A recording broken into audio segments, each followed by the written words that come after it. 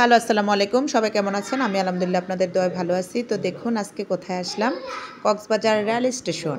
এখানে আসছি কারণ হচ্ছে আমরা একটা জায়গায় যাব। কোথায় যাব এখন বলব না। যখন ভিডিও দেই তখন দেখতে পারবেন। তো একটা জায়গায় যাব, তো সেজন্য আসলাম। তো দেখতেছি এখানে আইসা সবাই ভিডিও করতেছে, অনেক সুন্দর, সুন্দর ছবি উঠাইতেছে।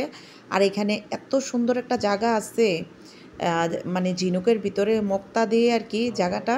তো এই জায়গাটা প্রথমে ফলো করে নেয়, পরে দিয়ে ফলো করছি, জায়গা দেখি ওইখানে মানুষ আর মানুষ শুধু ভিডিও করতেছে আর সেলফি তুলছে। তো জায়গাটা এত সুন্দর, মানে আমার কাছে অনেক ভালো লাগছে। আসলে মানে কোনো কোনো জায়গা মন থেকে অনেক দেখতে ভালো লাগে, আর কোনো কোনো জায়গা আছে অনেক সুন্দর হলেও দেখতে ভালো লাগে না।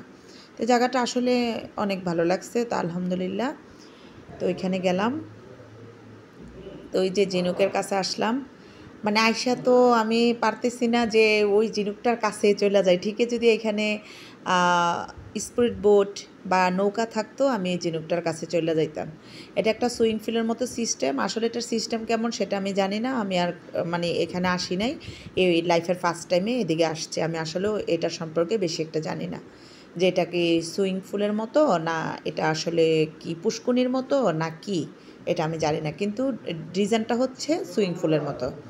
তো আচ্ছা, যাই হোক, তা আমার মেয়ে তো আগে থেকে বলি, আগের ভিডিওগুলোতে বলছি যে আমার মেয়ে ভিডিও করার জন্য অনেক উৎসাহ দেয়, আর ওই নিজে অনেক ভিডিও করতে অনেক পছন্দ করে। ওই তো এদিকে ছুটতেছে একবার, ওইদিকে ছুটতেছে একবার, ওর তো মানে ছোটাছুটির কী অবস্থা। তো আচ্ছা, যাই হোক, তো ভিডিও করে দৌড়াদৌড়ি করে অনেক ভিডিও নিলাম, কারণ আমাদের তো মধ্য ফ্যামিলির মানুষ, ওরকম আহামরি কিছু নাই। ভালো অন্য অন্য কোনো জায়গার মধ্যে যাওয়ারও কোনো জায়গা নেই যে ওইখানকার ভিডিও দিব। যাই পারি আপনাদেরকে একটু তুলে ধরি বিভিন্ন জিনিস, এটাই আমার আনন্দ। বা আপনাদের সাথে শেয়ার করতে পারলে, সবাই এখন আমার ফ্যামিলি পারসন, যারা আমার ভিডিওগুলো দেখেন, আমার কাছে অনেক ভালো লাগে। তো আসলে মনটা ভালো না, কারণ হঠাৎ করে কুমিল্লা থেকে এদিকে আসা, আর এইদিকেও মনটা ভালো লাগতেছিল না। তবে কুমিল্লা থেকে আসতাম না, বললাম না যে আমার ওপর দিয়ে বড় একটা জ্বর হয়ে গেছে। যে যে মানে যাদেরকে এত রেসপেক্ট করতাম, মানে কখনো তারা খারাপ থাকুক ভালো থাকুক, আমার সামনে অনেক অকারেন্স করছে, অনেক কিছু করছে, আমি এগুলো ভিডিওতে বলতে চাই না, অনেক মানুষের সাথে। কিন্তু আমি কখনো প্রতিবাদ করি নাই, কোনো খারাপ বলি নাই। কারণ হচ্ছে কি, যে ভাবি থাক এলাকার লোকে তো। আর আমার আম্মু ছোটোকালে বলতো যে এলাকার লোক মাইরেও দেখে ফিরেও দেখে, কারোর কিছু বলার দরকার নেই।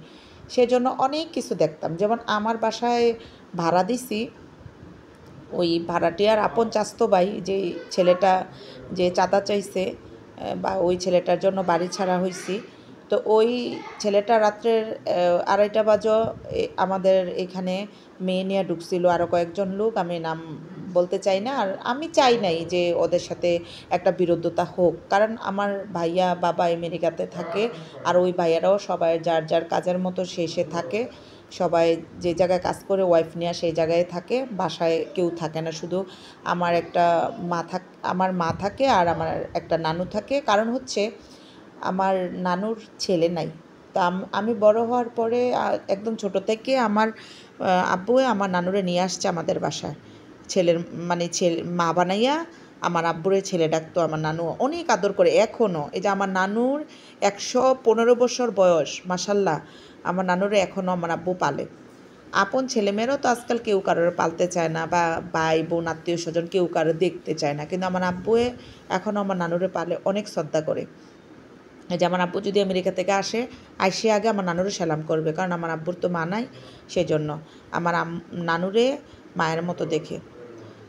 তো এই তো আমার গুডিগুলা কথা বলতে বলতে আপনাদের সাথে অনেক কথা বলতে ভালো লাগে, শেয়ার করতে ভালো লাগে কষ্টের কথাগুলা, কারণ আমার আপন একটা বোন নাই যে আমার মনের কষ্টের কথাগুলো শেয়ার করি।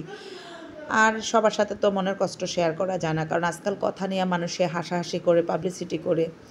আর কথায় আছে যে তেল্লা মাথায় তেল দেয়, যাদের মাথায় তেল থাকে আরও তেল আনে দেয়, ঢেলে দেয়। আর যদি তেল না থাকে কেউ তেল দিতে আসে না। তো এখন আমার দুঃসময়, বাচ্চাগুলারে নিয়ে অসহায়ের মতো আছি, সেজন্য তো এখন আর পাশে কেউ আসবে না। যদি আল্লাহ কোনো দিন সময় ভালো রাখে, তখন ঠিকই সবাই আসবে, সবাই ভালো মন্দ বলবে।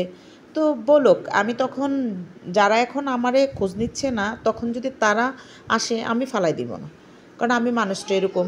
বা এই যে আমার জানেন দেশের মানুষরে এতটা ভালো লাগে, মানে দেশের পাখিগুলোরও অনেক ভালো লাগে। যেমন আমি আগে মালয়েশিয়াতে ছিলাম, অনেক দূরে দূরের